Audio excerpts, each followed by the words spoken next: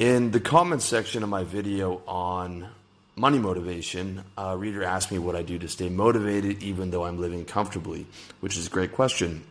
So I decided to do part two. In part one, which I recommend you checking out, I gave you sort of an emotional pitch for getting motivated by listing all the terrible things you don't have to do when you have money. In part two, I'm going to give you all the ways I stay motivated even though I'm living a pretty comfortable life in Thailand doing what I love, in order of what motivates me. So the number one thing that motivates me is wealth protection, also called never having money problems again. I grew up poor, I'm still a poor boy at heart, and I am afraid of losing what I have now, and also what I will make in the future.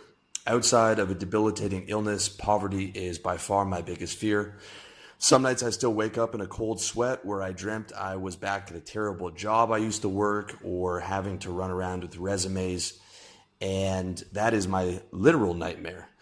With that said, I manage that fear by staying on top of my financial game, and I think it's good to have some financial fear because fear is your friend when you use it correctly. I know that there's no neutral in the game of life, and I need to keep working and being grateful for what I have. That also means diversifying income streams outside of my primary business, as well as diversifying my financial holdings into physical assets, opposed to having all my income and all my assets as a few digits on a computer screen like I do now. Where it stands is all my revenue comes from my online business, as well as being stored online as some digits in a bank, which makes me uncomfortable. I'm vulnerable to cyber attacks, identity theft, inflation, which can be as high as 10% per year in bad times, and the potential of the bank I'm invested in collapsing. With a physical asset like real estate, I don't have any of those risks, not to mention I can live in it if I get hit with some type of black swan event. I still agree with the bulk of what I wrote in my article on why you shouldn't invest in real estate. There's also a video and audio on that. But I wrote that with a focus on North American real estate, as well as from observing the way that most people around me had invested in real estate, which I think was inefficient and not the best way to do it. Now that I live in Southeast Asia, it's a different story. As opposed to Canadian real estate, Southeast Asian real estate is cheap enough to buy without a mortgage.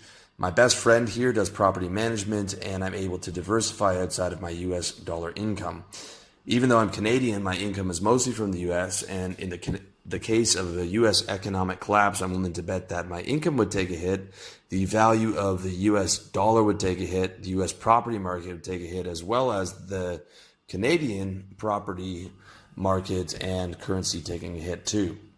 So for me, goal number one is getting rich, and in my opinion, the best way to do that is business ownership. But goal number two, and a very close goal, is to protect what you have. And goal number three is getting richer by investing in income producing assets that have the potential to appreciate. I'd much rather own real estate or bonds that pay out 5% a year and have the potential to appreciate than an index fund where you don't get dividends. Not to say that an index fund or an ETF is necessarily a bad investment. It certainly beats mutual funds, but you're not getting paid that year. So right now I'm leaning towards protecting my wealth and getting more income streams through Southeast Asian real estate, both as an owner and a landlord, as well as by investing directly in my buddy's property management, rental, and real estate sales business. That way I'm getting a piece of all the properties we manage, rent, and sell, and have another stream of income. I'm also able to protect my wealth and get another income stream by owning Southeast Asian property and renting it out. And I have my best friend managing the company, as well as scouting and managing properties for me. Not to mention, at worst, my Southeast Asian real estate is at least keeping up with inflation, and in the best case scenario, I'm getting a little bit of appreciation every year. Also, one future move I'm looking at is creating a private Southeast Asian investment fund for my readers to protect their money. Grant Cardone, who I use a lot as a model for my personal development business, has Cardone Capital, which is a multifamily unit investment fund with $800 million in assets under management. Not only would I be able to help my readers protect their assets and get a check every month, but I'd get a piece of the management, rental, and property sales income. But I'd also be able to own a lot more properties than otherwise by doing JV deals with my readers as opposed to having to take out mortgages, which I don't like because I don't like debt. Also, Southeast Asian real estate also works as a currency play for the next 30 years. I figure there's a 50% chance we see a U.S. economic depression in our lifetime, which is a big problem for me, both because I get paid in U.S. dollars and because most of my readers, viewers, and customers live in the U.S. And even without a collapse, it's hard for me to see how the U.S. currency won't decline against Southeast Asian currencies. Right now, I get 31 Thai baht per every US dollar, which allows me to have a comfortable life in Thailand by geo-arbitraging my income. But I see that art getting worse and worse over time, especially if Thailand pulls a Singapore and becomes a wealthy country, which is very possible. As of today, one US dollar only gets you 1.35 Singapore dollars, which is most likely what the ARB is going to be like 15, 20, 25 years from now. So having a portfolio of real estate in Thai baht that I bought cheaply, paying me in Thai baht every month, is also a currency play against the US dollar for my financial future. Southeast Asian property, again, is a possibility here as both another income stream as well as a currency play against the US dollar and an asset I can actually live in if my business takes a big hit in the collapse. Lastly, wealth protection for me is being able to save and invest enough cash so that I can continue to live the good life in my old age. I never plan on retiring, but I doubt I'll be able to work the same hours I do now when I'm in my 70s. So that's something I'm already planning for. Number 2, automation and outsourcing the things I hate. I'm pretty much automated already with my entire life being run on my Wunderlist task app, but I still have to answer emails, pick up and drop off my laundry, pick up my supplements from the concierge and organize them, book flights and hotels, handle my visa, do some offline shopping and organizing, as well as some other chores that I don't want to do. I want to do absolutely nothing. I want to hire an assistant who's going to work within my Wunderlist task app within the next couple of years who does all of that. So I literally have to do nothing except check my Wunderlist every month and make sure it's optimized. I also want to outsource all the stuff for my business that I don't like editing, tagging, uploading, and all the other things that I hate doing, which is pretty much everything except for doing articles and videos and talking with my coaching clients, as well as responding to nice comments that you guys leave. I want someone to handle my social media, coaching requests, emails, do the grunt work of organizing my future courses and future seminars. And to get good people, I expect to pay a lot of money. My end goal is cutting my work hours down to 9 a.m. to 2 p.m., which is a solid 5-hour day, not including lunch, every day, and only do the things that I love in my business while seeing my income go up every year.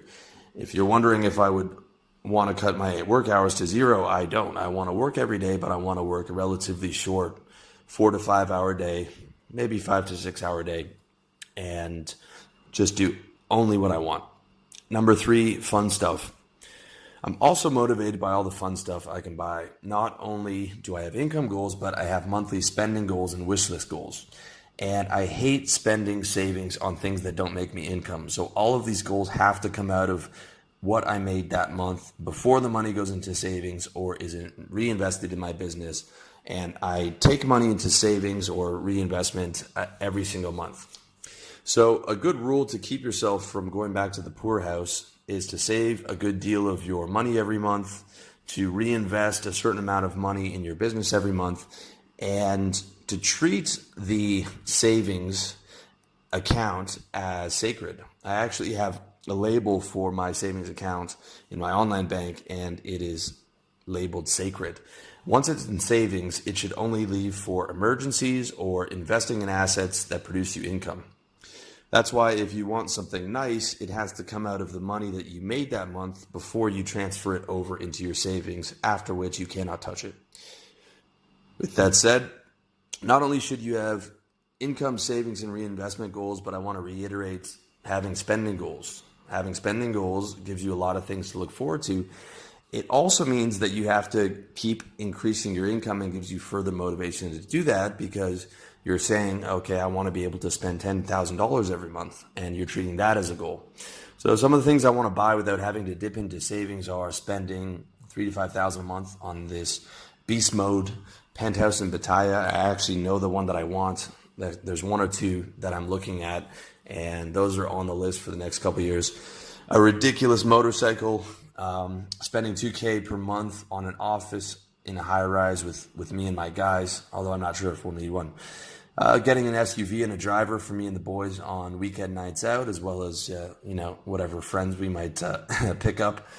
Renting Pattaya booze cruise, party boats to throw parties for me and the guys and the girls a couple times a month. Having an unlimited monthly clothes budget. I'm still a minimalist and I still don't really like shopping, except if I'm in a good mood, but I just like the idea. Unlimited monthly food, drink, and entertainment budget, unlimited monthly biohacking budget, and being able to take 2 to 3 longer semi-vacations every year and maintain my lifestyle in those countries, and paying for those vacations with what I made that month while still hitting my monthly savings targets